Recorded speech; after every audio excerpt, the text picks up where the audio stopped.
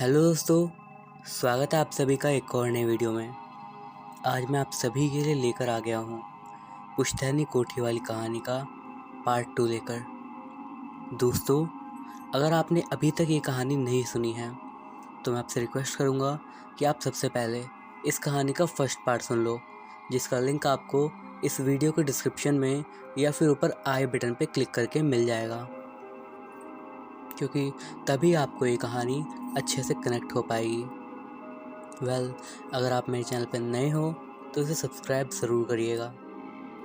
और अगर आपके साथ भी कभी कोई पैरानॉर्मल इंसिडेंट हुआ हो तो आप उसे स्क्रीन पर दिख रही मेरी इंस्टाग्राम आईडी या फिर मेरे मेल अकाउंट के थ्रू मुझ तक पहुंचा सकते हो। अब और टाइम वेस्ट ना करते हुए मैं सीधा स्टोरी को वहीं से कंटिन्यू करता हूं जहां से मैंने लास्ट पार्ट में स्टोरी को छोड़ा था।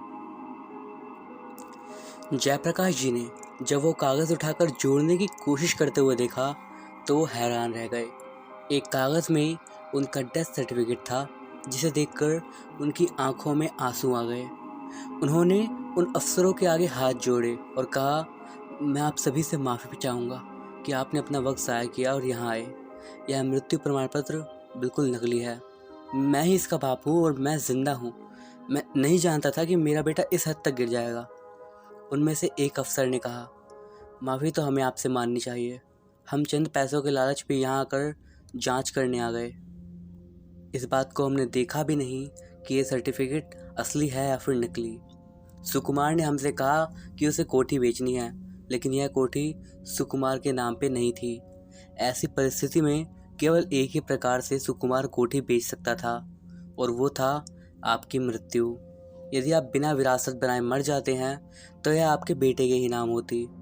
सर, हमें एक बात जाननी है, आखिर आप इस कोठी को बेचना क्यों नहीं चाहते? गांव में रखा ही क्या है?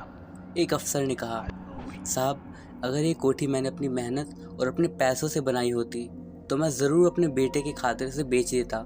लेकिन ये कोठी सिर्फ एक चार दीवारी नहीं, बल्कि ये इस गांव का प्यार है जो कि इन लोगों ने मुझे तोहफे में दिया है। अब आप ही बताइए, कोई अपने तोहफे को बेच देता है क्या? जयप्रकाश जी ने कहा।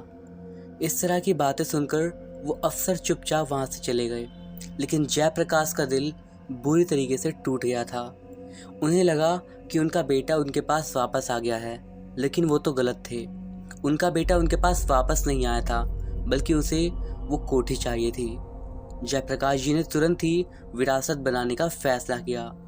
उन्होंने अपनी विरासत में यह कोठी सोमनाथ और उसकी पत्नी के नाम पर कर दी, और उस विरासत में ये भी लिखा गया कि आगे जो भी सोमनाथ का बेटा हो या बेटी, उसका इस कोठी पर मालिकाना अधिकार रहेगा। इतना ही नहीं, सुकुमार और उसकी पत्नी को सारे गांव के सामने जलील करा गया। सुकुमार और उसकी पत्नी इतना सब कुछ होने पर भी हार मानने वाले नहीं थे। उन्होंने इस बार जादू टोने का सहारा लिया। उस समय तो सुकुमार और उसकी पत्नी चंद्रिका गांव से चले गए, लेकिन उनके जाने के बाद कभी कभी रात में कुछ लोगों ने उन्हें गांव में देखा था, और जब ये बातें जयप्रकाश को बताई गई तो उन्हें शक हुआ कि ज़रूर सुकुमार के दिमाग में फिर से कुछ चल रहा है। लेकिन जब तक वो पता लगा पाते तब तक देर हो चुकी थी। सुकुमार ने किसी अघोरी की मदद से उसकी कोठी पर ऐसी तंत्र विद्या से भूत पिशाच का डेरा बनवा दिया था कि उस तंत्र का कोई तोड़ ही नहीं हो सका। ये आप कैसी बात कर रहे हो? भला ऐसे कैसे हो सकता है? चिराग ने उनकी बात को रोकते हुए पूछा। ऐसा ही हुआ था बेटा, लेकिन शायद वो अघोरी इन काम में निपुण नहीं था, और उसकी कम अक्ली की वजह से इसका नुकसान सभी को उठाना पड़ गया, रामचंद्र जी बोले। तभी पीछे से रामचंद्र जी का बेटा सूरज और उनका पोता वहां पर आ गए। सूरज ने रामचंद्र के हाथों में उस कोठी की फोटो देखी तो उसकी भी पुरानी यादें ताज़ा हो गई, और वो बड़ी हैरानी से चिराग की ओर देखने लगा। सूरज को समझते हुए देर ना लगी कि चिराग का संबंध ज़रूर उस कोठी से है जहां उसका बचपन गुजरा है। पापा, ये कोठी तो वही है ना? सूरज अपने पिता से बोला। हाँ बेटा, और ये सोमनाथ जी का बेटा है चिराग, रामचंद्र बोले। सूरज एकदम हैरान था। चिराग अब आगे की बात जानने के लिए बहुत उत्सुक था। लेकिन आप लोगों ने वो गांव क्यों छोड़ दिया? चिराग ने आगे की बात जानने के लिए पूछा। चिराग का मन कहीं ना कहीं ये बात स्वीकार कर रहा था कि उस कोठी में सच में भूत प्रेत है, लेकिन वो बोल नहीं पा रहा था। वो इतना तो समझ गया था कि ये लोग झूठ तो नहीं बोल रहे होंगे, क्योंकि रामचंद्र उसके दादाजी और पिताजी का नाम जानता था, इसलिए उसे भूत प्रेत वाली बात भी सच लग रही थी। बेटा सूरज, चिराग उस कोठी में जाने के लिए आया था। रामचंद्र ने अपने बेटे से कहा। पागल हो गए क्या चिराग? वहाँ जाने की सोचना भी मत। वहाँ भी जो भी जाएगा वापस आने का ही नहीं है, और अगर आ भी गया तो सिर्फ एक जिंदा लाश बनकर। सूरज ने चिराग को समझाया। ऐसा हुआ क्या था यार वहाँ पर, जो कोठी भूत बंगले में बदल गई? मुझे मेरी माँ ने आज तक उस कोठी के बारे में नहीं बताया। मुझे तो मेरे मामा से पता चला कि किसी समय में हमारी कोठी भी थी। सूरज ने सारी बात विस्तार से बताई। चिराग, वो सारी घटनाएं मेरी जवानी की हैं। मेरी उस समय नई नई शादी हुई थी, जब उस मीर नगरी गांव में भूत प्रेत जैसी चीज़ें फैलने लगी थी। शादी को तीसरा ही दिन था कि मैं अपनी पत्नी को उसके मायके छोड़ने जा रहा था। तभी रास्ते में 2 आदमियों की लाशें दिखाई दी। मैं तुरंत ही गांव वापस अंदर गया और लोगों को बता दिया। जैसे ही मैं वापस उस जगह पर पहुंचा, वहाँ पे लाश की जगह 2 कटीले पेड़ उगे हुए थे। लोगों को लगा कि शायद मैंने उनके साथ मजाक किया है, लेकिन मैं जानता हूँ कि वही सच था। उस समय तक हमें जादू टोने के बारे में कुछ भी नहीं पता था। एक दिन तुम्हारे दादाजी जयप्रकाश बाबा अपने कमरे में 4 परछाइयाँ होने का दावा करने लगे। वो परछाइयाँ केवल तुम्हारे दादाजी को ही दिखाई देती थी, अन्य किसी व्यक्ति को वो परछाइयाँ कभी नहीं दिखाई दी, और वहाँ पर उन्हें ही कुछ अदृश्य शक्तियाँ महसूस होती थीं। सभी जानते थे कि जयप्रकाश कभी झूठ नहीं बोल सकते, इसीलिए उनकी बातों पर सभी ने यकीन करके गांव के पंडित जी को उन्हें दिखाया। पंडित जी को भी ऐसा कोई अनुभव नहीं हुआ और ना ही उन्हें परछाइयाँ दिखी। एक दिन उस कोठी की छत पर जयप्रकाश बाबा की लाश पड़ी मिली। उनके सिर में वही कटीला पौधा लगा हुआ था जो मैंने उस दिन गांव की बाहरी सीमा पर देखा था। जयप्रकाश बाबा की लाश को देखकर सभी लोग डर गए थे और बहुत ही भयानक तरीके से मौत हुई थी उनकी। तुम्हारी माँ और तुम्हारे पिता उस कोठी में अकेले ही रहते थे। 2-4 नौकर थे जो रात के समय अपने घर चले आते थे। एक रात तुम्हारी माँ ने देखा कि एक अजीब सी शक्ल का साया, जिसका आधा धड़ दिख रहा था, वो छत की ओर से उल्टा चलते हुए तुम्हारी माँ के करीब आ रहा था। वो अपने बिस्तर पर लेटी थी और वो आधे धड़ का साया छत की ओर से तुम्हारी माँ के करीब आया, और इतने में ही वो बहुत जोर से चीखी और उन्होंने तुम्हारे पिताजी को उठाया। सोमनाथ जी को समझ नहीं आ रहा था कि वो करे तो करे क्या। उन्होंने अगले दिन ही गांव के पंडित से ये बात बताई कि रात को उनकी पत्नी को कोई आधी धड़ का साया दिखाई दिया था, जो कि उनकी तरफ बढ़ रहा था, और वो एकदम बिस्तर से नीचे गिर गई थी। उस समय गांव के सभी लोग गांव के मंदिर में मौजूद थे। एक एक करके गांव के सभी आदमी अपनी अपनी समस्या को पंडित जी को बताने लगे, और उन सभी की समस्या अजीबोगरीब थी। सभी को किसी न किसी प्रकार का साया दिखाई देता था। उन बातों से पंडित बहुत परेशान हो गए। उन्हें समझ नहीं आ रहा था कि गांव में आखिर हो क्या गया है। पंडित ने अभिमंत्रित धागा पूरे गांव में बंटवाया, ताकि अगर वह सब कोई बुरी शक्तियां हो तो उन बुरी शक्तियों से बचा जा सके।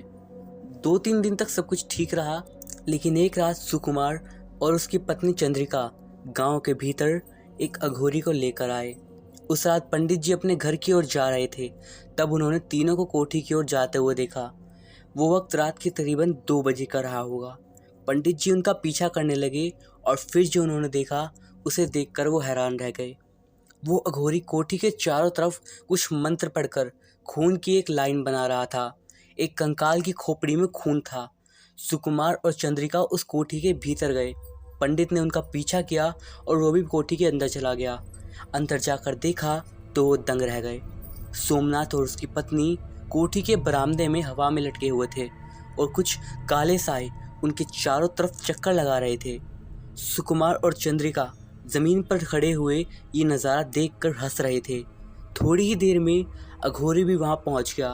अघोरी ने अपने थैले से एक नर कंकाल की मुंडी निकाली, और उस मुंडी में चंद्रिका और सुकुमार का थोड़ा सा खून डालकर पीने लग गया। उसे पीने के बाद वो कुछ मंत्र बोलने लगा, जिसे सुनकर वहाँ एक अजीबोगरीब किस्म की परछाइयाँ इकट्ठा होने लगी। उनमें से कुछ परछाइयाँ इस प्रकार की थी जैसे कि वो जली हुई हों, और किसी की गर्दन नहीं थी तो कोई और बहुत बुरी तरीके से जख्मी थी। थोड़ी देर में वो परछाइयाँ उस अघोरी के सामने आकर ऐसे शांत खड़ी हो गई जैसे वो सब उस अघोरी की गुलाम थी। उस अघोरी ने सोमनाथ और उसकी पत्नी को देखकर उन परछाइयों को आदेश दिया, जाओ इन दोनों की आत्माओं को निकाल लो, मुझे खुश कर दो, मैं तुम्हें मुक्ति दिलवा दूंगा।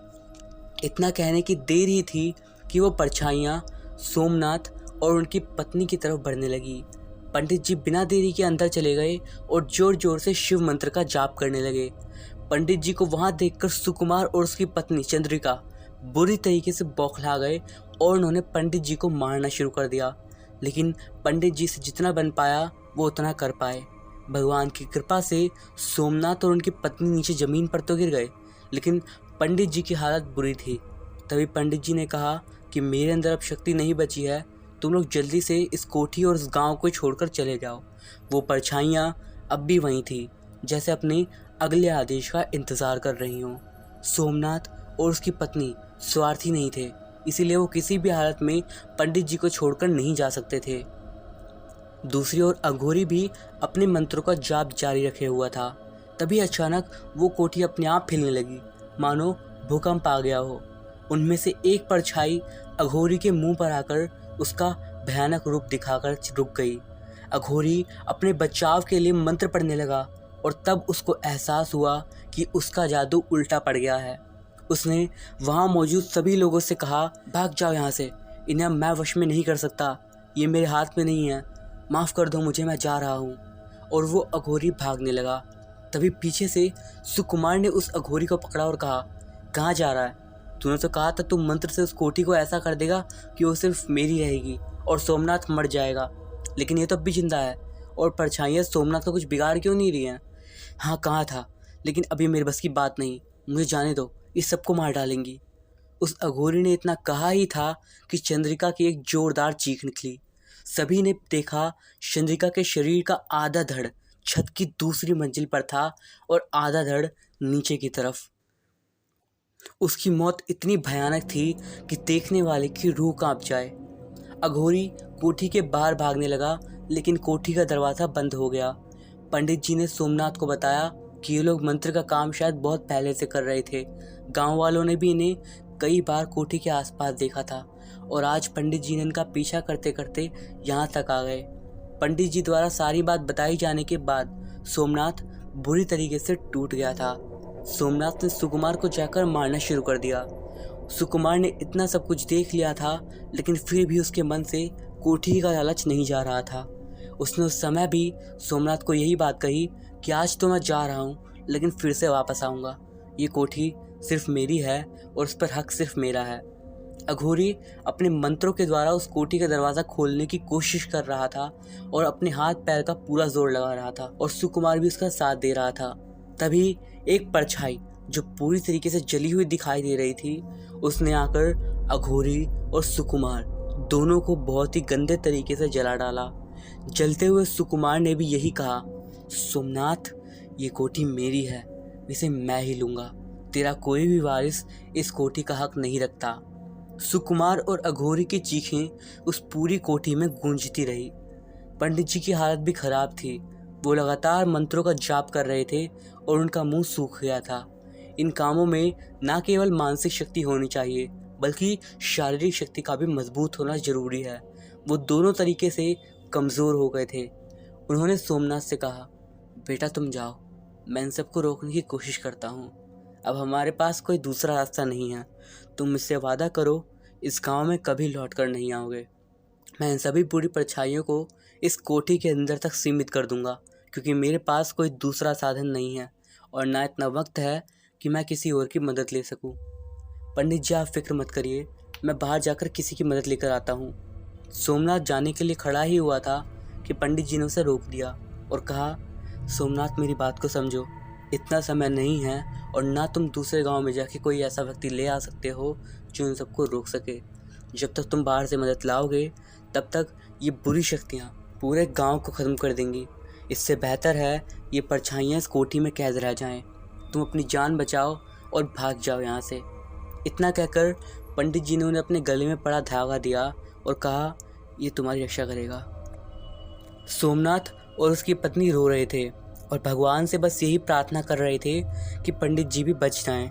पूरे गांव की भलाई सोचते हुए सोमनाथ और उसकी पत्नी उस कोठी से बाहर जाने के लिए तैयार थे, लेकिन वो दरवाज़ा अब भी बंद था। पंडित जी ने जब देखा कि दरवाज़ा अभी भी नहीं खुल रहा है तो उन्होंने अपनी पूरी ताकत के साथ एक साथ मंत्र जाप शुरू कर दिया।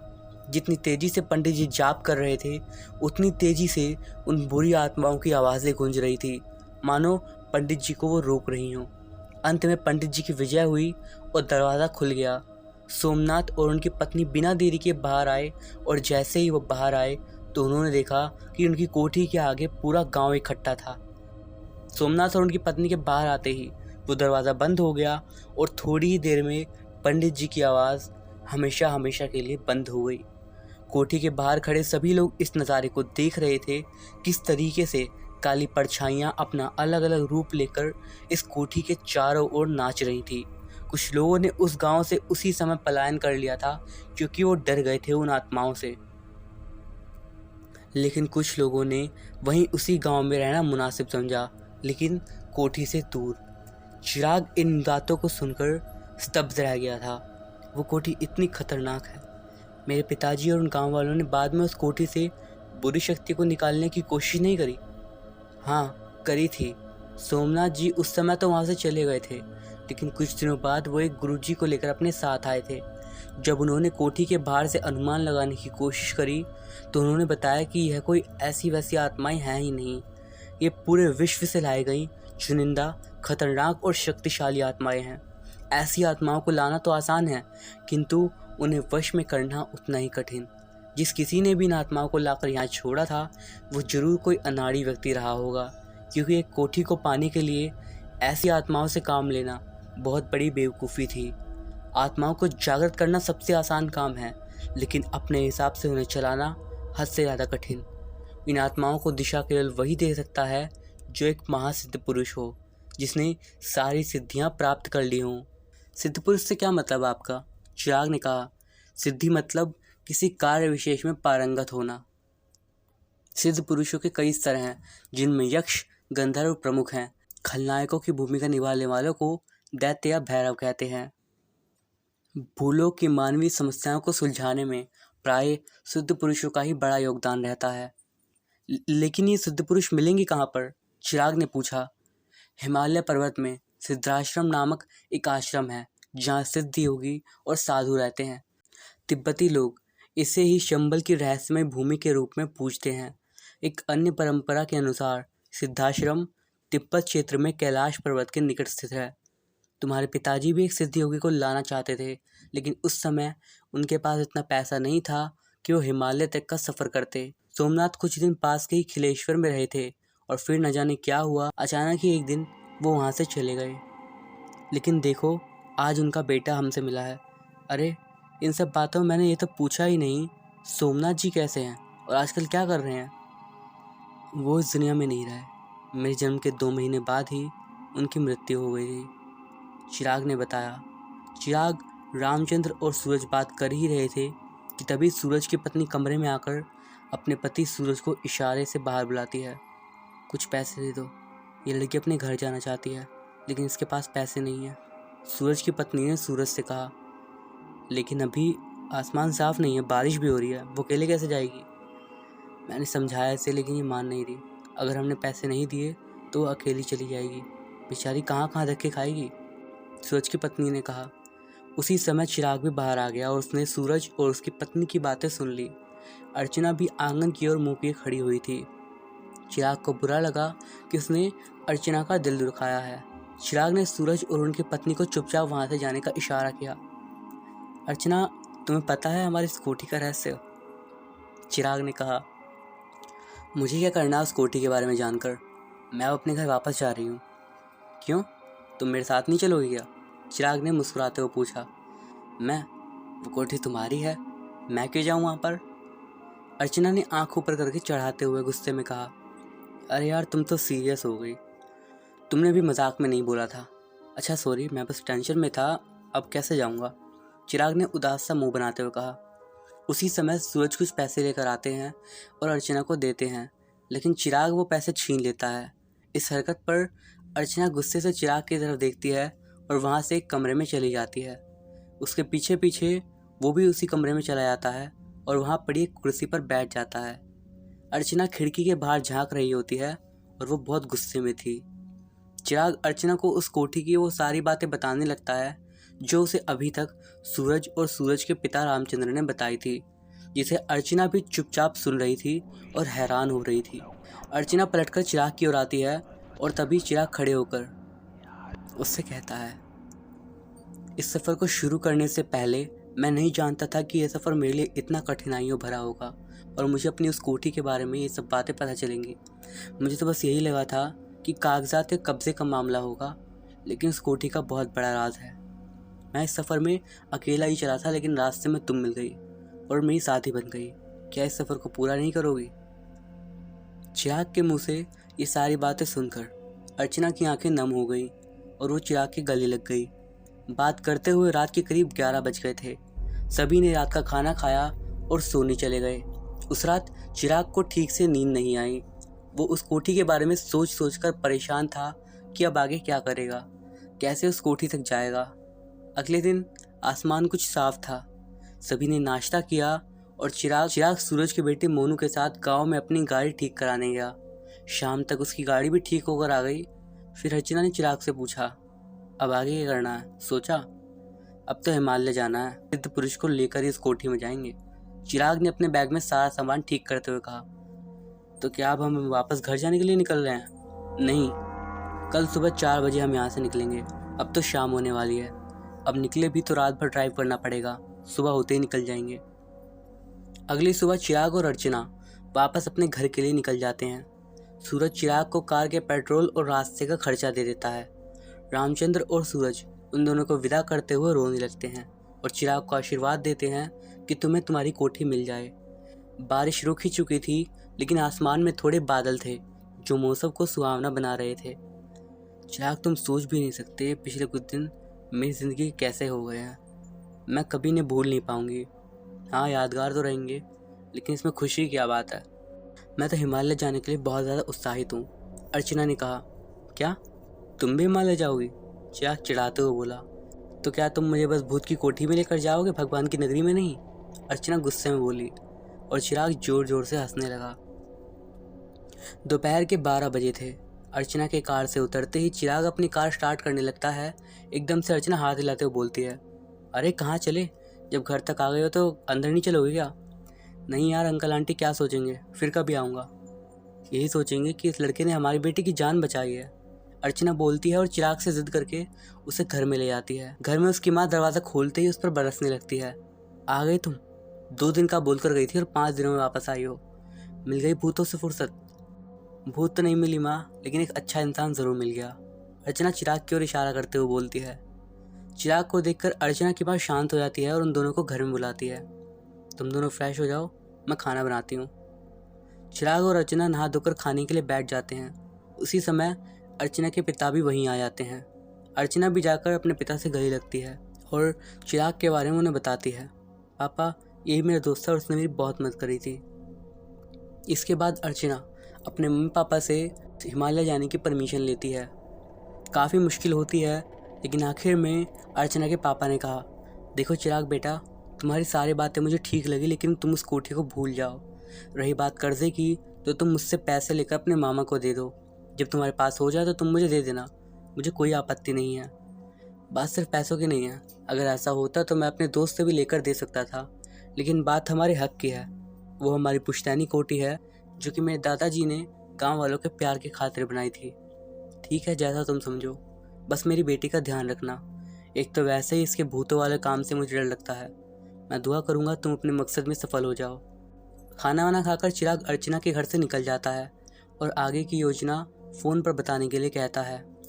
रात के करीब 10 बजे चिराग अपने घर पहुंचता है और उसको देखते ही उसकी माँ उस पर गुस्सा करने लगती है।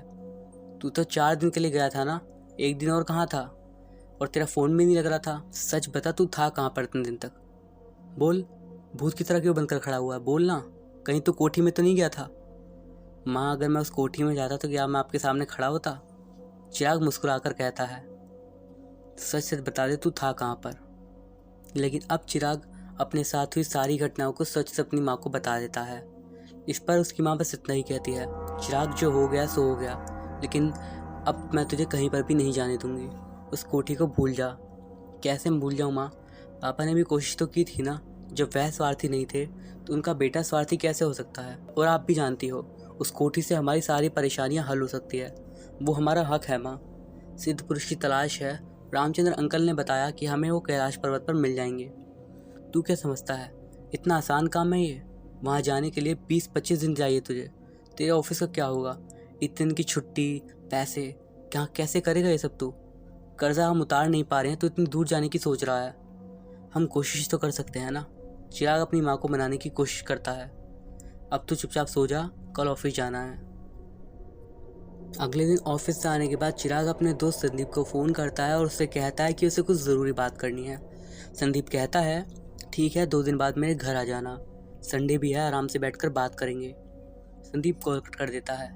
चिराग बहुत परेशान था। एक तरफ तो माँ को मनाने की टेंशन और दूसरी तरफ कैलाश पर्वत पर जाने की टेंशन। उसने बहुत सोचा कि वो उस कोठी का चक्कर भूल जाए, लेकिन वो नहीं भूल पा रहा था। जैसे तैसे करके चिराग ने 2 दिन काट लिए और संदीप के घर उससे मिलने पहुंच गया। संदीप चिराग को देखकर बहुत खुश हो जाता है और पूछता है, और भाई क्या हुआ कोठी का? कागजात मिले? कागजात तो नहीं मिले, लेकिन बहुत सारे राज मिल गए। कैसे राज? संदीप गंभीरता से पूछता है। चिराग अपनी साथ हुई सारी घटनाओं को बता देता है और ये सुनकर संदीप भी चौंक जाता है। तो फिर क्या सोचा, क्या करेगा?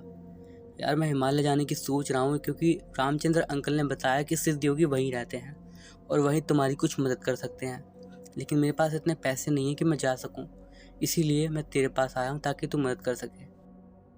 अरे यार, तो सिद्ध योगी ढूंढने के लिए इतनी दूर जाने की क्या ज़रूरत है? यहीं आसपास ढूंढ लेना। संदीप और चिराग की यही बातें संदीप के पिता मदन लाल सुन रहे थे। वो इन सब बातों के बहुत जानकार थे, क्योंकि वो स्वयं हिमालय जाकर आ चुके थे। वो उसी समय कमरे में आए और संदीप की बात को काटते हुए बोले, सिद्ध योगी कोई मामूली पंडित नहीं होते जो तुम्हें यहीं पड़ोस में मिल जाए। वो बहुत किस्मत से मिलते हैं और उनसे मिलने के लिए तुम्हें कैलाश पर्वत ही जाना होगा। कठिन तपस्या के बाद ही एक महान सिद्ध योगी बना जाता है, और एक महान सिद्ध योगी वही है जिसने सारी सिद्धि प्राप्त कर ली हो। और सिद्धियाँ विभिन्न प्रकार की होती हैं और उनके अलग अलग लक्षण होते हैं। महासिद्धियाँ 8 प्रकार की होती हैं: अणिमा, महिमा, लघिमा, प्राप्ति, प्रकाम्य, इशिता, वाशिता और खयाति। दूसरी होती हैं गौण सिद्धियाँ। ये इस तरीके की होती हैं: अनुर्मी, दूरश्रवण, दूरदर्शन, मनोजव, कामरूप, परकाया प्रवेश, स्वच्छंद मरण, देव क्रीड़ानुदर्शन, यथा संकल्प संसिद्धि और अप्रतिहत गति और आज्ञा। और एक होती हैं शुद्ध सिद्धियाँ। ये 5 तरह की होती हैं: त्रिकालयता, अद्वंदता, परचित्ता, दाभिक्षता, प्रतिष्ठम और अपराजय। संदीप के पिता के मुंह से ये बात सुनकर दोनों के सिर से सारी बातें हवा हो गई, क्योंकि वो दोनों ही नहीं जानते थे कि ये सिद्धियाँ क्या है और उनका मतलब क्या है। महासिद्धियों में अपने शरीर को अणु जितना छोटा भी बनाया जा सकता है और पर्वत जितना बड़ा भी बनाया जा सकता है। इस लोक में परलोक की सिद्धियों का ज्ञान होता है।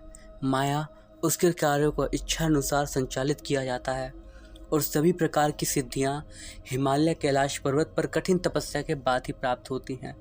चिराग ठीक कह रहा था, इसे वहां जाना ही पड़ेगा। संदीप और चिराग ये सब बात जानकर काफ़ी हैरान होते हैं। ठीक है यार, फिर तो तैयारी करते हैं। मैं वहाँ जाने के लिए सारी बात पता करता हूँ, फिक्र मत कर, मैं तेरे संग हूँ।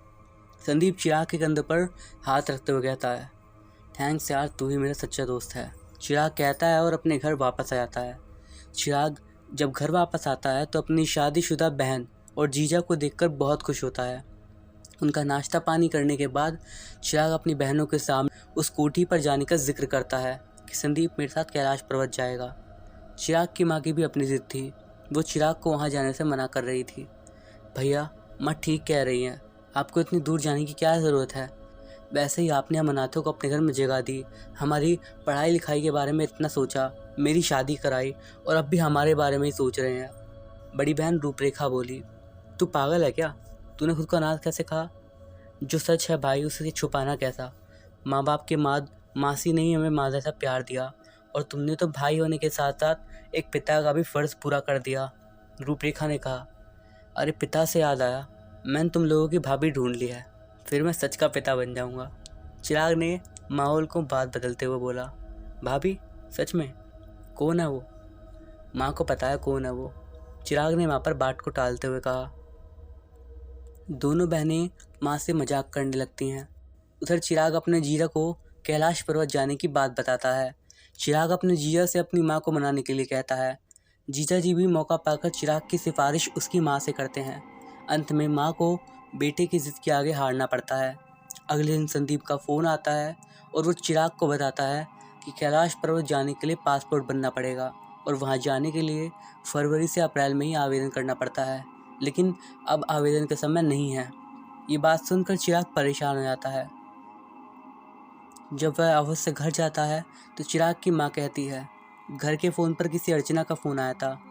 अर्चना का नाम सुनकर चिराग के चेहरे पर लंबी सी मुस्कान आ जाती है और वो बोलता है, माँ वो वही लड़की है जो मुझे रास्ते में मिली थी। वो मेरा फ़ोन रास्ते में चोरी हो गया था, इसलिए मैंने उसे लैंडलाइन का नंबर दिया था। हाँ हाँ मुझे पता है, वो बोल रही थी उसे कुछ ज़रूरी बात करनी है। चिराग ने अर्चना को फ़ोन मिलाया और अर्चना जैसे ही चिराग की आवाज़ सुनी उसने सवालों की लड़ी लगा दी। तुम तो घर जाकर भूल गए, अकेले जाने का इरादा है क्या पे, या कोई और मिल गया है? बोलो, बताओ, बोलो ना। अर्चना एक सार में बोले जा रही थी, चिराग को बोलने का मौका ही नहीं दे रही थी।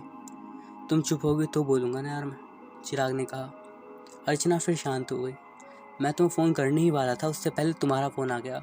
मैंने अपने दोस्त संदीप से बात की है, लेकिन वो बता रहा है कि वहाँ जाने के लिए अप्लाई करना पड़ता है, लेकिन अब तो रजिस्ट्रेशन बंद हो गए हैं। अब क्या करें फिर?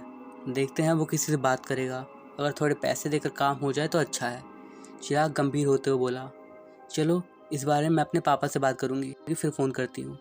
दूसरी ओर चिराग जब ऑफिस से छुट्टी की बात करता है तो उसके बॉस उस पर बहुत गुस्सा करते हैं और उसे जॉब छोड़ने को कह देते हैं।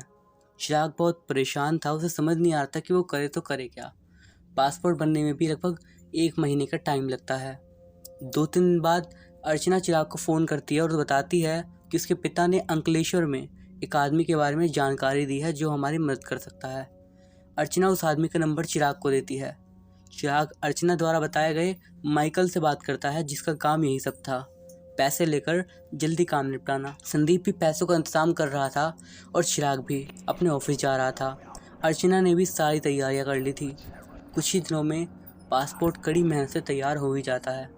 अंततः वो दिन आ जाता है जब ये सभी लोग एक सिद्ध साधु ढूंढने की खोज में निकल जाते हैं। संदीप और चिराग दोनों दिल्ली के लिए निकल जाते हैं और चिराग अर्चना को फ़ोन करके दिल्ली में ही मिलने के लिए कहता है, क्योंकि दिल्ली में वो लोग एक एजेंट से मिलेंगे और वही उन्हें आगे का रास्ता बताएगा।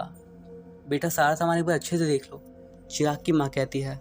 सब रख लिया है माँ, आप फिक्र मत करो। अगले दिन सुबह 5:30 बजे देहरादून एक्सप्रेस अंकलेश्वर के प्लेटफॉर्म नंबर 2 पर आती है और वे लोग अपनी सीट पर बैठ जाते हैं। उसी समय अर्चना का फ़ोन भी आता है। कहाँ हो तुम लोग? हम बस अभी ट्रेन में बैठे हैं। ओके, मैं फ़्लाइट से दिल्ली पहुंचूंगी, तुम लोग अपना ध्यान रखना। इतना कहकर अर्चना कॉल कट कर देती है। संदीप और चिराग का सफ़र थोड़ा लंबा होने वाला था। संदीप और चिराग की एक सीट ऊपर की और एक नीचे की थी। दोपहर 12:30 बजे उनकी ट्रेन रतलाम जंक्शन पहुंच जाती है। उमस से भरे दिन थे। रतलाम जैसे स्टेशन पर अच्छी खासी भीड़ थी और ट्रेन भी खचाखच भरी हुई थी। यार चिराग, बाहर से कुछ खाने को लेकर आता हूँ मैं। संदीप के बाहर जाते ही एक औरत अपने 2 बच्चे को लेकर चिराग के पास बैठ जाती है। चिराग ने सोचा चलो बच्चों के साथ है, क्या हटाऊं इसे, लेकिन चिराग जानता था कि संदीप आएगा तो गुस्सा करेगा। चिराग के सामने एक बूढ़े दंपति थे जो उस वक्त एक नींद ले रहे थे। इधर संदीप भी खाना लेकर नहीं आया था, इसलिए चिराग खिड़की से बाहर झांकने लगा। ट्रेन की सीटें बच चुकी थी तो चिराग थोड़ा घबरा गया, लेकिन उसे एकदम संदीप भागता हुआ दिखाई दिया। चिराग अपनी सीट पर खड़ा होकर बैठा तो उसने देखा वो औरत और उसके 2 बच्चे सीट पर नहीं हैं। वो थोड़ा चिंतित हो गया। उसने एकदम अपने सामान को चेक किया तो पाया कि सीट के नीचे वाला एक बैग गायब हो गया था। वो तुरंत भागकर दरवाजे की ओर गया, लेकिन ठीक उसी समय ट्रेन भी चल पड़ी और वो औरत दूर दूर तक भीड़ में नहीं दिखी। दूसरे दरवाजे से संदीप ट्रेन के अंदर आ गया था और जब संदीप ने देखा कि चिराग अपनी सीट पर नहीं है तो वो चिराग को फ़ोन करने लगा। चिराग संदीप का फ़ोन काटकर अपनी सीट पर आ गया। तू उस तरह सामान छोड़कर कहाँ चला जाता है? संदीप ने पूछा। यार एक चोरनी हमारा बैग लेकर भाग गई, चिराग बोला। तू क्या कर रहा था बे? देखा नहीं तूने? दोनों की तेज़ आवाज़ से सामने लेटे दंपत्ति उठ जाते हैं। चिराग अपनी सफाई दे रहा था, लेकिन संदीप बहुत गुस्से में था। संदीप ने नीचे झुककर देखा तो एक कपड़ों वाला बैग गायब था। छोड़ यार, गर्म कपड़ों का ही बैग था, चल अब खाना खा ले, संदीप ने मूड को ठीक करते हुए कहा, और दोनों खाना खाने लगे। सफ़र की थकान अच्छी खासी होती है, इसलिए संदीप सो गया और चिराग जागता रहा। शाम 7 बजे ट्रेन कोटा जंक्शन पर पहुंची। वहां ट्रेन 20 मिनट रुकी। गर्मी के कारण संदीप की आंख खुली तो वो अपनी सीट से नीचे उतरा। संदीप को नीचे उतरा देख चिराग ने तो चाय ली और दोनों यूं ही बातें करते रहे। संदीप, खाना भी ले ही लेते हैं, मुझे अब नींद आ रही है, मैं सो जाऊंगा, चिराग ने कहा। ठीक है, वैसे भी आधी रात सोकर और आधी जाग कर ही काटनी है। इतना कहकर संदीप ने खिड़की से बाहर झाँका। प्लेटफॉर्म पर बहुत भीड़ थी, जिसकी वजह से गर्मी और बढ़ गई थी। यार, बाहर इतनी भीड़ है, मेरी तो हिम्मत भी नहीं हो रही नीचे उतरने के लिए, संदीप ने कहा। थोड़ी देर इंतज़ार किया उन्होंने कि शायद कोई खिड़की के पास आए। तभी भीड़ भरी ट्रेन में छोले पूड़ी सब्जी वाला आ जाता है। चिराग और संदीप खाना खाकर थोड़ी बात करने लगते हैं। तभी चिराग की माँ का फ़ोन आया और चिराग माँ से बात करते करते ट्रेन की दरवाजे की ओर जाने लगा। ट्रेन में नेटवर्क की दिक्कत की होने की वजह से चिराग की उसकी माँ से ठीक से बात नहीं हो पाई। वो वापस अपनी सीट पर आ गया। इस बार चिराग ऊपर की सीट पर लेट गया। कोठी के बारे में सोचते सोचते कब उसकी आंख लग गई उसे पता भी नहीं चला। घना अंधेरा, जंगल, दूर दूर तक सन्नाटा। चिराग ने देखा कि उसकी ट्रेन भी जंगल में रुक गई है। जब उसकी आंख खुली तो सभी को उसने सोता हुआ पाया। संदीप को उठाने की कोशिश भी की उसने, लेकिन वो नहीं उठा। चिराग ने खिड़की से बाहर झांक कर देखा तो उसे सिर्फ अंधेरा दिखाई दे रहा था और अब वो ट्रेन के दरवाजे की ओर बढ़ गया। पहले तो वॉशरूम गया और फिर वापस आकर दरवाजे के बाहर झांकने लगा। चिराग ने देखा कि ट्रेन के बाहर एक आदमी किसी खून से सनी लाश को घसीटता हुआ ले जा रहा था और ये देखकर वो दंग रह गया था। तभी किसी लाल आंख वाले साय ने उस ट्रेन के बाहर की ओर उसे खींच लिया और वो एक जोरदार चीख के साथ उठ गया। चिराग की चीख सुनते ही संदीप भी उठ गया और पूछने लगा, क्या हुआ बे? कुछ नहीं यार, बुरा सपना था। चिराग पूरी तरीके से पसीने से भीगा हुआ था। तू इतना सोचता क्यों है यार, चल सो जा अब। चिराग ने अपनी घड़ी में टाइम देखा तो रात के 3 बजे थे, लेकिन उसे ऐसा सपना देखने के बाद नींद कहाँ आने वाली थी। नहीं यार, अब थोड़ी देर में स्टेशन आने ही वाला है। संदीप ने अपने कंधे उचका दिए और नीचे की सीट पर सो गया। थोड़ी देर में ही वो दोनों हज़रत निजामुद्दीन स्टेशन पर आ गए और ये लोग सुबह के करीब 5:30 बजे ट्रेन से उतर गए। ट्रेन से उतरकर दोनों ने चाय पी और 7 बजने का इंतज़ार करने लगे, क्योंकि इतनी सुबह कोई उठा नहीं होगा और उन्हें एजेंट से मिलना था, वही आगे काम करता। सुबह 7 बजे संदीप ने एजेंट को फ़ोन किया तो एजेंट ने उन्हें करोल बाग के एक रेस्टोरेंट में बुलाया। रास्ते में ही अर्चना का फ़ोन आया कि वो दिल्ली आ गई है, अपने अंकल के साथ है। चिराग ने अर्चना को भी करोल बाग को आने को कहा। चिराग ने अर्चना का परिचय संदीप से करवाया। थोड़ी देर में वो लोग करोल बाग पहुँच गए। रेस्टोरेंट जाकर उन लोगों ने खाने का ऑर्डर दिया और आगे की बात करी। देखो, वैसे तो बहुत लोग मिलेंगे कैलाश जाने के लिए, लेकिन पूरी सिक्योरिटी के साथ तुम्हें मैं ही भेज सकता हूँ। तुम लोग जानते ही हो कि अब सरकार की तरफ से नहीं जा सकते। हाँ, आप उसकी फ़िक्र मत करो। वैसे तो बहुत सारी एजेंसीज़ हैं जो अपना टूर लेकर जाती हैं, लेकिन वो पैसे काफ़ी ज़्यादा लेती हैं, क्योंकि वो तुम्हें यहीं से लेकर जाएंगी। मेरे हिसाब से तुम लोग यहाँ से नेपाल बॉर्डर तक ट्रेन से चले जाना। थोड़ा टाइम लगेगा, लेकिन थोड़े पैसे बच जाएंगे और फिर वहाँ से तुम्हें मेरा आदमी मिलेगा जो तुम्हें कैलाश पर्वत के साधु तक ले जाएगा, उसी एजेंट ने कहा। ठीक है, पैसे आपको ही देने सारे, और कब देने हैं? आधे पैसे मुझे दे दो और बाकी के आधे उसी लड़के को दे देना जिससे तुम काठमांडू में मिलोगे, उस एजेंट ने एक विजिटिंग कार्ड देते हुए कहा। चिराग ने उस एजेंट को पैसे दिए और वो एजेंट वहाँ से चला गया। यार, ये संदीप, यह आदमी हमारे पैसे लेकर भाग तो नहीं जाएगा? इसने कोई स्लिप वगैरह तो दी नहीं और अकेले में काठमांडू भेज रहा है। तुम बिल्कुल टेंशन मत लो यार, मैंने पूरी वीडियो बना लिया हमारी बातचीत की। अगर ये हमारे पैसे लेकर भागा तो इसकी अकल ठिकाने लगा देंगे। अर्चना एक कटीली मुस्कान के साथ अपने मोबाइल में वीडियो दिखाते हुए बोली। अर्चना की यह हरकत देख चिराग और संदीप दोनों हंसने लगे। लगभग 1 बजे का समय था। संदीप ने सोचा कि ट्रेन की टिकट बुक कर देते हैं, इसीलिए वो तीनों करोल बाग से सीधा आनंद विहार टर्मिनल स्टेशन पहुँचे। वहाँ पहुँचकर चिराग ने 3 टिकट करवाई।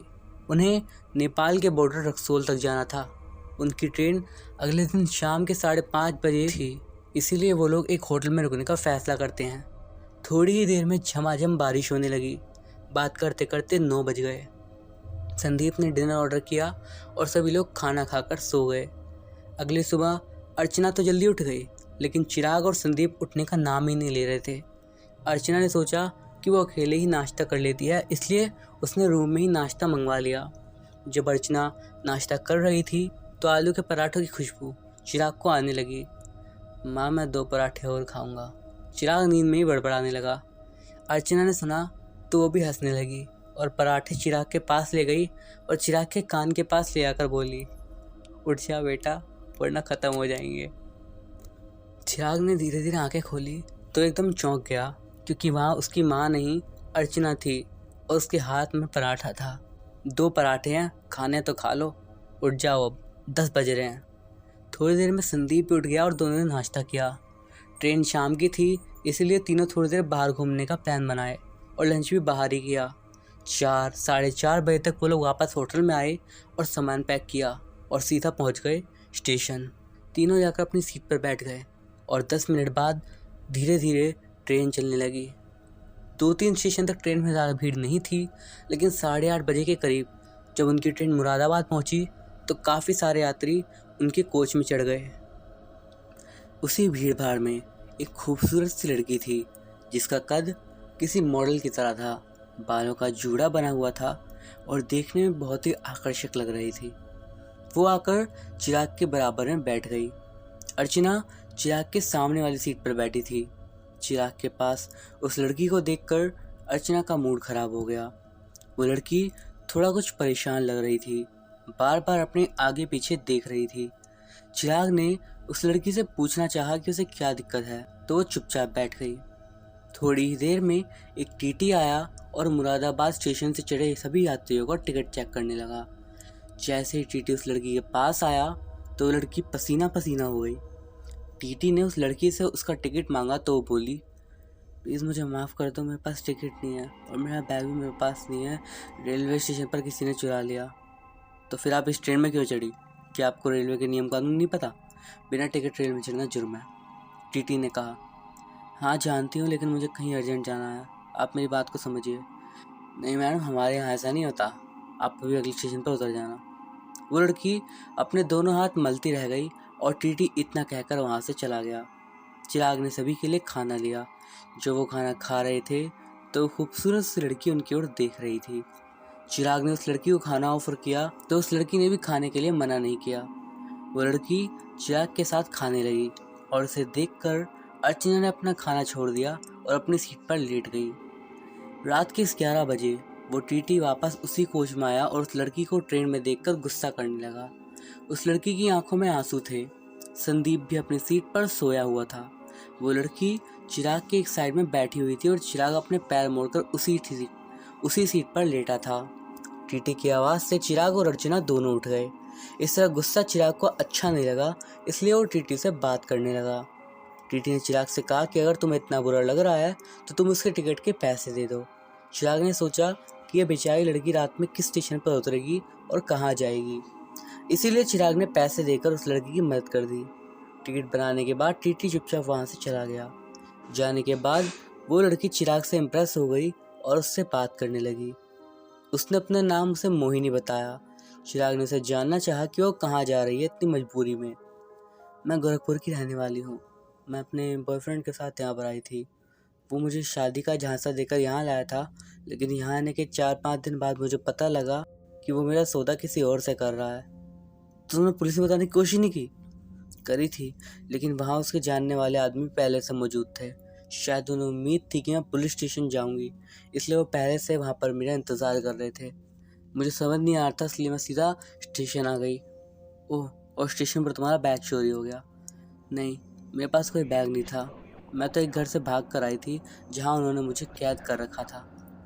अर्चना को उन दोनों की बातों की आवाज़ आ रही थी।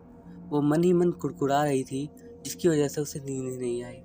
थोड़ी देर बाद चिराग ने अर्चना को उठाया और कहा, मोहिनी को अपनी सीट पर थोड़ी सी जगह दे दो, ये बेचारी पूरी रात बैठकर कैसे काटेगी। तुम लड़की हो, थोड़ा तो कंफर्टेबल लगेगा। मैं अपनी सीट पर जाकर दूँ? उसके टिकट के पैसे तो दिए हैं ना तुमने, तो अपनी सीट पर सुला लो। अर्चना गुस्से में बोली। चिराग को समझते हुए देर न लगी कि अर्चना को उसका मोहिनी से बात करना अच्छा नहीं लग रहा। रात यूं ही बीत गई। अगली सुबह 10:30 बजे करीब मोहिनी गोरखपुर जंक्शन पर उतर गई। चिराग ने मोहिनी को थोड़े पैसे दिए ताकि वो अपने घर आराम से चली जाए। शाम के लगभग 5:30-6 बजे के आसपास वो तीनों भी रक्सौल जंक्शन पर उतर गए। स्टेशन के बाहर उन तीनों ने नेपाल बॉर्डर तक का ऑटो किया। बॉर्डर पर जाने के बाद वहाँ से उन्होंने एक ऑटो किया जो उन्हें एक बस स्टैंड ले गया और वहाँ उन्होंने काठमांडू के लिए बस का पता किया। शाम 7:30 बजे की बस थी। तीनों ठीक 7:30 बजे बस स्टैंड पर पहुँच गए थे। बिना देरी किए वो लोग बस में बैठ गए।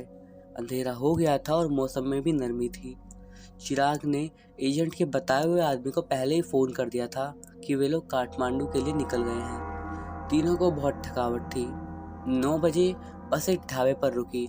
जिसे खाना खाना था उन्होंने खाया और 20 मिनट के बाद बस फिर से निकल गई। रात 1 बजे के करीब उनकी बस काठमांडू पहुंची और बस से नीचे उतरकर चिराग ने दोबारा उसी आदमी को कॉल किया। वो आदमी बस स्टैंड पर ही खड़ा था। तीनों उस आदमी से मिले। उस आदमी की उम्र लगभग 30 साल रही होगी। हेलो सर, मैं भगत हूँ, आइए टैक्सी में आपका सामान रख देता हूँ। आज रात आपको होटल में ही रुकना होगा, वो आदमी बोला। चिराग और संदीप ने अपने बैग टैक्सी में रखे और रात एक होटल में ही गुजारी। अगली सुबह 7 बजे भगत इन लोगों के पास आया और नाश्ता कराने के लिए बाहर ले गया। भगत उन्हें ढाबे की तरह एक छोटी सी दुकान पर ले गया। 1 घंटे में आप लोग तैयार हो जाना, हम लोग अपनी यात्रा पर निकल रहे हैं। तो क्या हम यहाँ से बस से जाएंगे टैक्सी से? एक प्राइवेट कार से। वो लोग जल्दी से ही अपने रूम पर गए और अपना सारा सामान पैक किया और फिर वापस से 1 घंटे में बिल्कुल तैयार हो गए। भगत उन तीनों को आगे की यात्रा के लिए लेके चल पड़ा। प्रतिबंधित क्षेत्र होने की वजह से उन्हें काफ़ी जगह चेक पोस्ट का सामना करना पड़ा। 4-5 घंटे में वो सिबिरू बैंसी नामक जगह पर पहुँचे। दोपहर का समय था, इसीलिए भगत ने एक होटल के पास अपनी कार रोकी और नेपाली व्यंजन थुक्पा और दाल पूरी ऑर्डर किया। भगत भाई, ये क्या चीज़ है? सूफी नूडल्स? संदीप ने फूफा की ओर इशारा करते हुए बोला। हाँ जी, यह यहाँ का पारंपरिक व्यंजन है, लोग इसे सर्दियों में खाना बहुत पसंद करते हैं, भगत ने जवाब दिया। खाने में भी लजीज है बहुत। खाना खाकर वो लोग रासू कागड़ी के लिए चल पड़े, जो कि चीन का बॉर्डर है। रासू कागड़ी पहुंचकर वो लोग फ्रेंडशिप ब्रिज होते हुए दाखिल हो गए, जहां उनका इमिग्रेशन चेक हुआ। चीन में दाखिल होने के बाद वो लोग कैरोंग के लिए रवाना हुए, जो कि लगभग 25 किलोमीटर की दूरी पर था। और जब वो लोग कैरोंग पहुंचे तब रात काफ़ी गहरी हो गई थी, इसीलिए वो लोग वहां पर एक गेस्ट हाउस में पहुंचे, जहां उन्होंने 2 रूम लिए। यार संदीप, मैं तो सच में बहुत बुरी तरीके से थक गया हूँ, चिराग ने कहा। हाँ यार, पैर में मेरे भी सूजन आ गई है। सूजन किस बात की आ गई? अभी तुम चले भी नहीं है, अर्चना ने ताना मारते हुए कहा। बेवकूफ़ लड़की, सफ़र करते हुए आ जाती है, पगलाओ मत जाता। कैसे थकीले लोग हो यार तुम। एक कैप्टन अमेरिका था, 100 साल का बुढ़ा, और एक तुम हो। अगले दिन वे लोग केरोंग से न्यू डोंगवा के लिए निकल पड़े। न्यू डोंगवा जाते समय उन्हें कई सुंदर नज़ारे देखने को मिले। इस यात्रा के दौरान लालुंगा पास होते हुए निकले, जो कि लगभग 5100 मीटर ऊंचाई पर स्थित है। वो नज़ारा सच में देखने लायक था। चारों ओर शांति और सुकून। उन्हें कई अलग अलग तरह के जानवर भी देखने को मिले। वो तीनों तो उस नज़ारे में जैसे खो ही गए थे। ब्रह्मपुत्र नदी के किनारे होते हुए वो सभी सागा पहुंचे। वो नदी के किनारे से गुजर रहे थे और उस नज़ारे को देखकर तीनों मनमोहित हो रहे थे। वाह यार, क्या जगह है। हाँ यार, ऐसी खूबसूरत जगह मैंने अपनी ज़िंदगी में नहीं देखी। और आखिरकार 6-7 घंटे का सफ़र तय करने के बाद ये लोग पहुंच गए थे मानसरोवर झील। नीला सफ़ेद पानी, सामने देखो तो ऐसा लग रहा था जैसे आसमान को छू सकते हैं। बिल्कुल सामने था आसमान, उस पार नदी का वो सुंदर नज़ारा, उस पर झील के पानी की दिव्य आवाज़, जिसे सुनकर एक अलग ही सुकून मिल रहा था। संदीप की पलकें 1 मिनट को भी नहीं झपकी। वो उन नज़ारों को देख रहा था। हाँ, अच्छे से देख लो, यहाँ हर किसी के आने की चाहत होती है, लेकिन मौका सबको नहीं मिलता। तुम लोग तो आ गए हो यहाँ पर। ये झील समुद्र तल से 15,000 फीट की ऊंचाई पर है और 320 वर्ग किलोमीटर के एरिया में फैली हुई है। मान्यता है कि ये झील ब्रह्मा के मन से पैदा हुई है। भगत बोला, अच्छा, और क्या खास बात है इस झील की? इस झील का पानी कभी खराब नहीं होता और मौसम के अनुसार इसका रंग बदलता रहता है। इस झील में स्नान करने से इंसान का जीवन धन्य हो जाता है। कैलाश का मानसरोवर झील से घिरा होना कैलाश की महत्ता को बढ़ा देता है। अलग अलग धर्म के लोगों के लिए इस जगह का अलग विशेष महत्व है। इस स्थान से जुड़े विविध मत और लोक कथाएं केवल एक ही सत्य को प्रदर्शित करते हैं, और वो है सभी धर्मों की एकता। हाँ तो फिर देर किस बात की, चलो नहा लेते हैं यहीं पर। सभी ने चिराग की बात पर हामी भरी। भगत ने कार से टेंट का सामान निकाला और टेंट लगाने लगा। संदीप भी भगत की मदद करने लगा। अर्चना झील के पास खड़ी होकर पता नहीं किस सोच में डूबी हुई थी। चिराग कार से सामान निकल कर दे रहा था। उसकी नज़र अर्चना पर पड़ी तो उसके पास आया। सोच क्या रही हो? कुछ नहीं, यहाँ आने के लिए सब लोग अपनी किस्मत मानते हैं और हम तो ऐसे ही मुँह उठाकर आ गए। अर्चना बोल ही रही थी, बीच में चिराग बोल पड़ा, यूं ही नहीं, हमारे यहाँ आने का एक मकसद है। मैं उस कोठी को आज़ाद कराना चाहता हूँ, इसीलिए नहीं कि वो हमारी पुश्तैनी कोठी है, बल्कि इसीलिए क्योंकि उससे बहुत सारी यादें भी जुड़ी हैं। हाँ ठीक कह रहे हो। देखो, साधु संत पूरे भारत में कहीं ना कहीं मिल ही जाते हैं, लेकिन संदीप के पिता ने ही बताया कि असली सिद्ध पुरुष वही है जिसमें सारी सिद्धियाँ मिले, और ऐसा व्यक्ति सिर्फ हमें हिमालय पर ही मिल सकता है। तभी अर्चना को एक साधु की याद आती है जो इनकी मदद गणेशपुर गांव के बाहर मिले थे, वहाँ पे करा था, जिन्होंने चिराग की मदद करी थी। तुम याद है, मालशेर घाट जा रहे थे तो बीच में तुम्हारा एक्सीडेंट हुआ था और तुम बेहोश थे। उस समय एक साधु ने हमारी मदद करी थी। वो पतले दुबले थे लेकिन बहुत शक्तिशाली। हो सकता है वो भी कोई सिद्ध पुरुष हो सकता, लेकिन हम उन्हें कहाँ ढूंढते? रामचंद्र जी भी उनके बारे में नहीं जानते। तुमने बताया था कि उन्होंने तुम्हें कुछ सिक्के जैसी चीज़ दी थी। चलो, इतने में ही भगत ने चिराग और अर्चना को आवाज़ लगाई, चलो टेंट रेडी है, जाकर नहा लेते हैं। सभी ने उस पवित्र जल में स्नान किया। स्नान करने के बाद उन्होंने टेंट में कपड़े बदले और आगे के लिए निकल पड़े। थोड़ी ही दूर पे वो जियोंग बैकन नाम स्थान पर एक गेस्ट हाउस में रुके। रात का खाना उन लोगों ने वहीं खाया।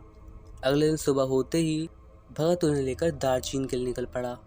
मानसरोवर से दार्जिलिंग की दूरी लगभग 30 किलोमीटर थी। 1 घंटे में वो लोग वहाँ पहुँच गए थे। यार भगत, और कितना आगे है वो साधु से मिलना? तुम लोग सिर्फ साधु से मिलने आए हो? लोग यहाँ दूर दूर से कैलाश पर्वत की परिक्रमा करने आते हैं। नहीं, मेरा वो मतलब नहीं था भगत भाई।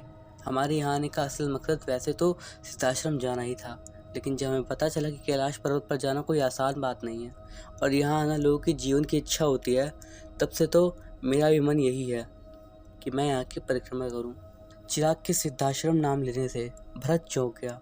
क्या सिद्धाश्रम जाना है तुम लोगों को? मजाक तो नहीं कर रहे हो ना? मजाक? आपको सही में लग रहा है कि इतनी दूर से आके हम मजाक करेंगे?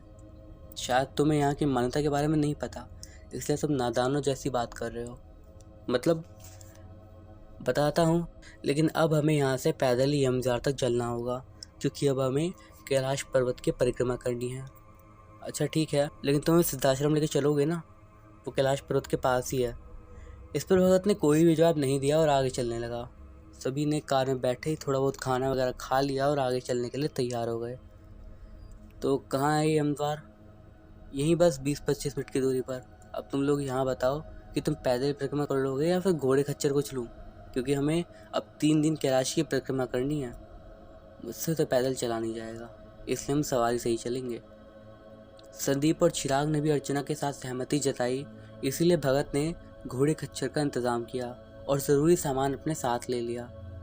वो लोग 20-25 मिनट पैदल चलकर यम द्वार पहुँच गए, और ये द्वार एक छोटे से पत्थर का बना हुआ द्वार था, जिसके अंदर से कैलाश पर्वत की परिक्रमा के लिए जाया जाता है। चलो कि करके इसके अंदर से निकलो, यही है यम द्वार। यह है यम द्वार? ये तो बड़ा छोटा सा है। हाँ यही है। इस द्वार को पार करके हम यम की नगरी छोड़कर, मतलब पृथ्वीलोक को छोड़कर शिव की नगरी में मृत्यु का भय छोड़कर जाते हैं। अब यहीं से हमें 3 दिन की कैलाश परिक्रमा करनी है। उन सभी ने कैलाश पर्वत की परिक्रमा करनी शुरू कर दी। वो लोग कभी पैदल चलते तो कभी घोड़े खच्चर पर। हिंदू धर्म में कैलाश का बहुत महत्व है, क्योंकि यह भगवान शिव का निवास स्थान माना जाता है। लेकिन इसमें सोचने वाली बात यह है कि दुनिया की सबसे ऊंची चोटी माउंट एवरेस्ट को अभी तक 7,000 से ज़्यादा लोग फतह कर चुके हैं, जिसकी ऊंचाई 8,848 मीटर है। लेकिन कैलाश पर्वत पर आज तक कोई नहीं चढ़ पाया, जबकि इसकी ऊंचाई एवरेस्ट से लगभग 2000 मीटर कम यानी 6638 है। यह अब तक रहस्य बना हुआ है। ऐसा क्यों? कैलाश पर्वत पर किसी के न चढ़ पाने के पीछे कई कहानियां प्रचलित हैं। कुछ लोगों का मानना है कि कैलाश पर्वत पर शिव जी निवास करते हैं और इसीलिए कोई जीवित वहां पर नहीं पहुंच सकता। मरने के बाद या जिसने कोई पाप ना किया हो, केवल वही कैलाश को फतेह कर सकता है। ऐसा ही माना जाता है कि कैलाश पर्वत पर थोड़ा सा ऊपर चढ़ते ही व्यक्ति दिशाहीन हो जाता है, क्योंकि बिना दिशा के चढ़ाई करना मतलब मौत का दावत देना है। इसीलिए कोई भी इंसान आज तक कैलाश पर्वत पर नहीं चढ़ पाया। मीडिया रिपोर्ट्स के मानो तो एक पर्वतारोही ने अपनी किताब में लिखा था कि उसने कैलाश पर्वत पर चढ़ने की कोशिश की थी, लेकिन इस पर्वत पर रहना असंभव था, क्योंकि वहाँ शरीर के बाल और नाखून तेजी से बढ़ने लगते हैं। इसके अलावा कैलाश पर्वत पर रेडियो एक्टिविटी बहुत ज़्यादा है। इसके अलावा कहते हैं कि यहाँ का स्लोप भी 65 डिग्री से ज़्यादा है, जबकि एवरेस्ट का 40 से 60 तक है, जो उसकी चढ़ाई को और मुश्किल बना देता है। ये भी एक वजह है कि पर्वतारोही एवरेस्ट पर चढ़ जाते हैं लेकिन कैलाश पर्वत पर नहीं। रूस के एक पर्वतारोही सर्गेई सीसीटियाव ने बताया था कि जब वो कैलाश पर्वत के बिल्कुल पास पहुंचे तो उनका दिल तेजी से धड़कने लगा। क्या यह बात सच है? चिराग को बहुत हैरानी हो रही थी, क्योंकि वो यहाँ आने से पहले बस इतना जानता था कि कैलाश पर्वत पर कोई चढ़ नहीं पाता, लेकिन इसके पीछे की इतनी कहानियों का उसे आज पता चला था। हाँ, ये सब बिल्कुल सच है। और उस इंसान ने ये भी बताया था कि जब वो उस पर्वत के बिल्कुल सामने था, जिस पर आज तक कोई नहीं चढ़ सका, अचानक उसे बहुत कमज़ोरी महसूस होने लगी और मन में एक ख्याल आने लगे कि अब उसे यहाँ पर और नहीं रुकना है। उसके बाद वो जैसे जैसे नीचे आ गया और उसका फिर मन हल्का हो गया। कैलाश पर्वत पर चढ़ने की आखिरी कोशिश साल 2001 में की गई थी, जब चीन ने स्वयं की एक टीम को कैलाश पर्वत पर भेजने के लिए अनुमति दी थी। फिलहाल कैलाश पर्वत की चढ़ाई पर पूरी तरीके से रोक लगी हुई है, क्योंकि भारत और तिब्बत समेत दुनिया भर के लोगों का यही मानना है कि ये पर्वत एक विचित्र स्थान है। इस पर कोई भी चढ़ाई नहीं करने देना चाहता। हालांकि कहते हैं कि साल 1928 में एक बौद्ध भिक्षु मिलारेपा कैलाश पर्वत की तलहटी में जाने और उसे चढ़ने में सफल हो गए थे। वो तीनों इन बातों को जानकर बहुत ज़्यादा हैरान थे। 3 घंटे की परिक्रमा के बाद वो लोग एक जगह पर रुक गए। उसके बाद देरा बुक में ही एक गेस्ट हाउस में उन लोगों ने अपनी रात गुजारी। सच में चिराग, मैंने कभी नहीं सोचा था मैं यहाँ तुम लोगों के साथ आऊँगी। ये सब बस एक सपने जैसा है। इसके बाद संदीप पूछता है, तो भगत भाई सिद्धाश्रम कब लेकर जाओगे? सिद्धाश्रम की बात पर भगत फिर से मुस्कुरा दिया और उसने बताना शुरू करा। सिद्धाश्रम तिब्बत क्षेत्र में कैलाश पर्वत के पास स्थित है। इस अलौकिक आश्रम का उल्लेख चारों वेदों के अलावा अनेक प्राचीन ग्रंथों में मिल जाता है। इसके एक ओर कैलाश मानसरोवर है और दूसरी ओर ब्रह्म सरोवर और तीसरी ओर विष्णु तीर्थ। स्वयं विश्वकर्मा ने ब्रह्मादि के कहने पर इस आश्रम की रचना करी थी। ये भी मान्यता है कि रामकृष्ण वृद्धशंकराचार्य, माँ आनंदमयी और निखिल गुरुदेव आदि देवी विभूति और सिद्धाश्रम में सशरीर विद्यमान है। ज्ञानगुज के नाम से प्रसिद्ध एक रहस्यमय धर्मोपदेश माना जाता है, जो एक परंपरा के अनुसार हिमालय में गुप्त भूमि पर स्थित है, जहाँ महान योगी, साधु और ऋषि रहते हैं। ये स्थान तिब्बतियों द्वारा संभालू की रहस्यमय भूमि के रूप में प्रतिष्ठित है। एक अन्य परंपरा के अनुसार सिद्धाश्रम तिब्बती क्षेत्र में कैलाश पर्वत के पास स्थित है। यद्यपि कोई भी साधु, सन्यासी, यति, भिक्षु और योगी किसी भी नाम से सिद्धाश्रम को जानते होंगे या विभिन्न तंत्रों में अपनी मान्यता के अनुसार अलग अलग पूजा या साधना विधियों का उपयोग किया होगा। सिद्धाश्रम को आध्यात्मिक चेतना, दिव्यता के केंद्र और महान ऋषियों की वैराग्य भूमि का आधार माना जाता है। सिद्धाश्रम मानव और सभी दृश्य और अदृश्य प्राणियों के समान रूप से दुर्लभ है। इस प्रकार सिद्धाश्रम को एक बहुत ही दुर्लभ दिव्य स्थान माना जाता है, लेकिन साधना प्रक्रिया के माध्यम से कठिन साधना और साधना पथ पर चलकर इस दुर्लभ पवित्र स्थान पर प्रवेश पाने के लिए दिव्य शक्ति प्राप्त करना संभव होगा। इन सारी बातों का मतलब यही है ना कि हम वहाँ नहीं जा सकते? संदीप ने बहुत ही उदास चेहरे से पूछा। हाँ, सिद्धाश्रम हिमालय में गुप्त और रहस्यमय भूमि है, जहाँ महान योगी और साधु संत रहते हैं। सिद्धाश्रम हमारे पूर्वजों और उच्च क्रम की योगियों वाला आश्रम है। इसका उल्लेख कई महाकाव्य वेद आदि में मिल जाएगा। हमें तो इसके बारे में इतना पता ही नहीं था। तो फिर हम एक सिद्ध पुरुष को कैसे ढूंढेंगे? चिराग ने पूछा। अगर तुम लोगों को परेशानी ना हो तो क्या मैं जान सकता हूँ तुम एक सिद्ध पुरुष को क्यों ढूंढना चाहते हो और उन्हें ढूंढने के लिए यहाँ तक क्यों आ गए हो? बाहर के कई गाँवों में आश्रम में मिल जाते तुम्हें तो। चिराग ने सोचा कि भगत को बता देना चाहिए, क्योंकि वो उनकी मदद जो कर रहा था अपनी। इसलिए चिराग ने अपनी पुश्तैनी कोठी की सारी बात भगत को बता दी और वो भी हैरान रह गया। क्या आज भी शहरों में भूत प्रेत होते हैं? हाँ, क्यों नहीं हो सकते क्या? भगवान होते हैं तो भूत भी होते हैं। ये बात तो मैं भी मानता हूँ। मतलब मेरा मतलब ये है कि भूत प्रेत जैसी चीज़ सुनसान इलाके किसी खास जगह पर होती है ना। कौन जाने मीर नगरी शहर में तब्दील हो गया या फिर आज भी एक गांव है। रात की हैरानी की वजह से भगत ने सभी को सोने के लिए कहा, क्योंकि कल फिर से परिक्रमा करनी थी। अगले दिन उन्होंने परिक्रमा शुरू करी और डोलमाला के लिए आगे बढ़े। डोलमाला सबसे ऊंचे स्थान पर है, जो कि पूरी परिक्रमा में सबसे ऊंचा स्थान है। वहाँ से आगे बढ़कर वो लोग गौरी कुंड पहुँचे और वहाँ उन्होंने उस जगह के दर्शन करे। रास्ते में वो लोग एक जगह रुके, वहाँ उन्होंने थोड़ा आराम किया और खाना खाया। उसके बाद वो लोग जुतुलपुख के लिए रवाना हुए। जुतुलपुख परिक्रमा का आखिरी स्थान था। वहाँ वो लोग रात को एक गेस्ट हाउस में रुके। सुबह होते ही वो लोग परिक्रमा के लिए निकल गए और वहाँ से लगभग 3 घंटे चलने के बाद वो लोग अपनी कार तक पहुँच गए और उन्होंने वापसी की यात्रा शुरू करी। तो दोस्तों, ये था हमारा पुश्तैनी कोठी वाली कहानी का दूसरा भाग। आपको ये कहानी यहाँ तक कैसी लगी, कमेंट्स के ज़रिए मुझे ज़रूर बताइएगा। दोस्तों, अगर आपको वीडियो अच्छा लगा तो वीडियो को एक लाइक ज़रूर करिएगा, क्योंकि इन वीडियोस में बहुत ज़्यादा मेहनत लगती है। इस वीडियो पे एम करते हैं 600 लाइक्स के लिए। इस कहानी का लास्ट पार्ट 2 या 3 दिन में ही मेरे चैनल पर आ जाएगा और सच बताता हूँ, वो लास्ट पार्ट सुनकर आपको बहुत ज़्यादा अच्छा लगेगा। आपने इस तरह की कहानी पहले कभी भी नहीं सुनी होगी जो एक कहानी है। तो मैं अभिषेक मिलता हूँ आपसे इस कहानी के आखिरी भाग में। तब तक के लिए बाय।